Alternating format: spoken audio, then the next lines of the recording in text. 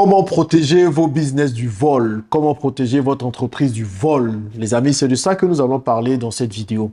Parce que dans votre parcours d'entrepreneur ou d'investisseur, à un moment donné, vous allez vous rendre compte que des gens vont vouloir voler votre business.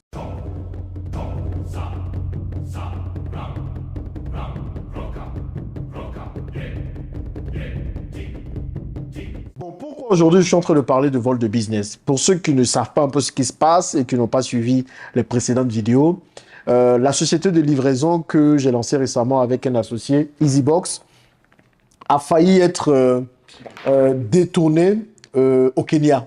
Et je pense que c'est très important de parler du vol de business.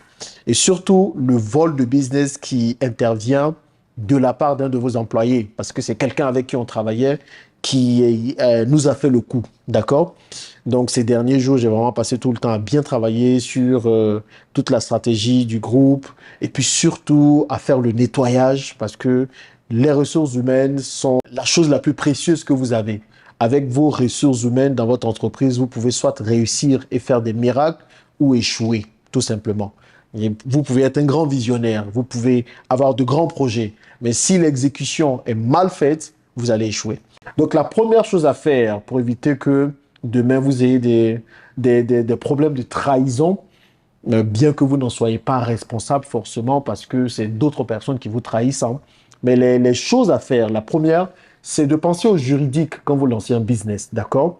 Donc, pensez à tous vos employés et faites-leur signer des contrats. Et dans ces contrats-là, mettez une clause très importante, la clause de non-concurrence. Bien sûr, ce n'est pas une clause qui va bloquer certaines personnes parce que la personne qui a failli nous trahir au Kenya avait une clause de non-concurrence dans son contrat.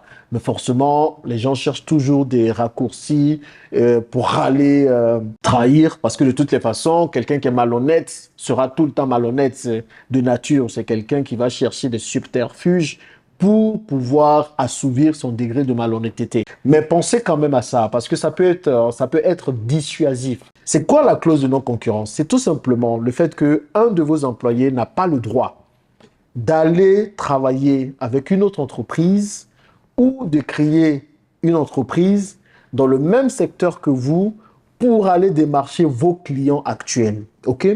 Donc, imaginons, nous sommes dans un business de livraison et on travaille avec un client. Et si vous avez un employé, surtout à des postes assez élevés, qui décide de démissionner pour partir travailler avec le concurrent dans le même secteur que nous, pendant une certaine période, 12 mois, 36 mois, tout dépend de ce qu'on met dans le contrat, la personne n'a pas le droit de démarcher un des clients avec qui il a travaillé précédemment. Nous, ce qu'on a fait récemment, c'est qu'on a pris tous les employés, en tout cas les employés clés, et puis on a relu cette partie du contrat pour leur dire, écoutez, voilà ce qui va arriver si jamais vous pensez nous la faire à l'envers, quelque chose comme ça. La deuxième chose et le deuxième conseil, c'est la vigilance. Vigilance, méfiance, méfiance, méfiance. C'est que vous ne pouvez faire confiance à personne. Même votre associé le plus fidèle, vous ne pouvez pas faire confiance. Donc, c'est de mettre tout en place pour vous protéger. Donc, vous envoyez de l'argent comme ça, sans même vous rassurer que la personne avec qui vous travaillez est solvable, que la personne avec qui vous travaillez a les capacités pour le faire, que la personne a vraiment lancé le business. Moi, dès que j'investis au moins 10 000 euros dans un business, je vais aller me déplacer pour voir ce business-là. Pensez à aller vérifier les business que vous faites. Hein? Allez voir de vos propres yeux. Demandez des documents. Et quand je parle à beaucoup de personnes de la diaspora, je me rends compte que c'est un vrai problème. On investit sans vérifier. On fait confiance aveuglément. Non, non, non. Le troisième conseil que j'ai pour vous, c'est de toujours mettre quelqu'un d'autre pour surveiller. Ah là, je me suis rendu compte de ça. C'est que pour un poste, par exemple, de direction des opérations au Kenya pour les livraisons, eh bien, vous savez quoi? On avait un Kenyan qui faisait le business, qui faisait ce rôle-là. Comme ça n'a pas suffi, on a amené une autre personne qui était censée aller nous représenter, qui a fini par nous trahir. On a amené une autre personne, un Tanzanien. Et là, on est en train de recruter une autre personne qui doit venir à Dubaï la semaine prochaine, que nous allons former encore et ramener la personne là-bas. Pour le même poste, surtout vos postes clés, ne laissez pas toute la responsabilité à quelqu'un. Vous mettez quelqu'un, pensez à mettre une autre personne pour un peu vérifier. hein, pour être vos yeux. Maintenant, si cette personne que vous mettez pour être vos yeux finit par vous rouler dans la farine, vous êtes mal barré. Très, très mal barré. Mais c'est important d'apprendre à mettre un peu des... comment on les appelle déjà? Bon, c'est un peu des surveillants de votre business. Voilà. Bon, certains diront des taupes, quelqu'un qui va avoir même peut-être un petit rôle, mais qui va vous dire tout ce qui se passe dans l'entreprise. Le conseil bonus pour ne pas vous faire voler votre business, sachez une chose, c'est que, par exemple, quand vous faites des business, comme des business de services, ou même que vous vendez des produits, parfois, les clients achètent vos services et vos produits, pas forcément parce qu'ils sont les meilleurs, mais tout simplement parce que c'est vous. À cause de l'histoire que vous racontez, à cause de l'histoire qui est autour de votre service et de vos produits. Ça, tenez compte de ça. OK? Ce qui fait que lorsque vous mettez des business en place, comprenez que votre personnalité, votre unicité fait votre différence. Donc, travaillez énormément sur votre réputation. Moi, la réputation est tellement importante pour moi que pour rien au monde, je la vendrai. Pour rien au monde. Je préfère perdre 100 000 euros, 10 millions d'euros, n'importe quoi, pour pouvoir sauvegarder ma réputation. Parce que votre réputation vous précède, ok? Qu'est-ce qui a sauvé EasyBox de la trahison au Kenya? Tout simplement qu'on avait de très bonnes relations avec le client là-bas. Parce que le client aussi, certes, il avait signé une clause de non-concurrence. Il ne devait pas prendre une entreprise créée par un de nos employés.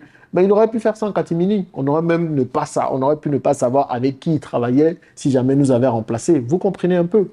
Donc, sachez que la relation cliente est très importante maintenant.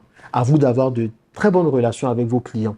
Et je parle de vous qui êtes propriétaire de l'entreprise ou bien qui êtes tout simplement gestionnaire du business en général. Donc, ayez de très bonnes relations avec vos clients. Apprenez à les inviter manger parfois, à aller au-delà de leurs attentes. Cela fera que ils seront toujours prêts pour vous. OK? Et ils auront aussi de la peine à ne plus travailler avec vous. Vous voyez. Donc, cultivez ça énormément. Ce qui fera que quand un de vos employés va vouloir aller vous trahir, mais c'est pas vous en fait. Et c'est ce que Romaric a oublié. Bon, je l'appelle Romaric pour juste ne pas dévoiler son nom. C'est qu'il ne sera jamais Jean-Yves devant ce client-là. Ou ne sera jamais mon partenaire devant ce client-là. Vous comprenez? Donc, quand quelqu'un trahit, il oublie cette partie-là. C'est qu'il y a une relation de confiance qui s'installe avec le client et vous. Donc, si quelqu'un d'autre il veut vous voler votre business ou bien il veut passer derrière vous, écoutez, mettez tellement de relations et soyez tellement présent dans le business qu'on saura que cette personne a été de mauvaise foi et vous a volé. Et qu'est-ce qui fait que il y a certaines personnes qui viennent travailler avec moi plutôt qu'avec d'autres personnes? Tous ceux qui, par exemple, intègrent le club business que nous avons, où nous avons pu lever plus de 250 millions de francs CFA, alors qu'on avait juste pour objectif de lever 180 millions de francs CFA pour acheter des taxis et mettre en VTC. Ce n'est pas parce que je suis le plus intelligent, même si je le suis un peu quand même, ou ce n'est pas parce que je suis le plus beau et tout, c'est parce que ces gens-là ont vu en Jean-Yves quelqu'un de sérieux, quelqu'un de rigoureux qui peut mener à bien un projet. Si quelqu'un d'autre se levait comme ça, la personne peut avoir beaucoup de personnes qui la suivent ou d'audience, mais si cette personne n'a pas une bonne moralité, écoutez, les gens auront du mal à aller vers cette personne-là. C'est pour ça la réputation est importante. Voilà. Donc, voilà, c'est quelques conseils que je voulais partager avec vous pour vous permettre de ne pas vous faire voler votre business. Il y en a plusieurs choses que je pourrais rajouter, comme motiver davantage vos employés, donner des salaires très intéressants à vos employés pour éviter qu'ils pensent aller faire ça. Ça, c'est quelque chose que j'ai oublié. Donc, demandez toujours à vos employés s'ils sont satisfaits. Est-ce qu'ils sont contents des revenus qu'ils ont? Est-ce qu'il y a quelque chose que vous pouvez faire plus et tout? Quand vous avez ce genre de conversation avec eux, cela évite qu'ils arrivent jusqu'à créer une autre entreprise pour vous la faire à l'envers. Maintenant, comprenez une chose. Quelqu'un qui est malhonnête et qui est mal intentionné, vous pouvez faire tout ce que vous voulez. Si la personne veut vous voler, la personne va vous voler. Malheureusement, il y a des gens, on ne peut plus rien faire pour eux. Et quand ça arrive, ce n'est pas de votre faute. Mais vous, votre responsabilité, c'est de vous protéger au maximum pour limiter la casse quand cela va arriver. En tout cas, je ne vous le souhaite absolument pas. Voilà ce que je voulais partager avec vous. Dites-moi ce que vous en pensez dans les commentaires. Et puis, on se retrouve dans une prochaine vidéo pour discuter de sujets tout aussi passionnants, les amis. Au revoir.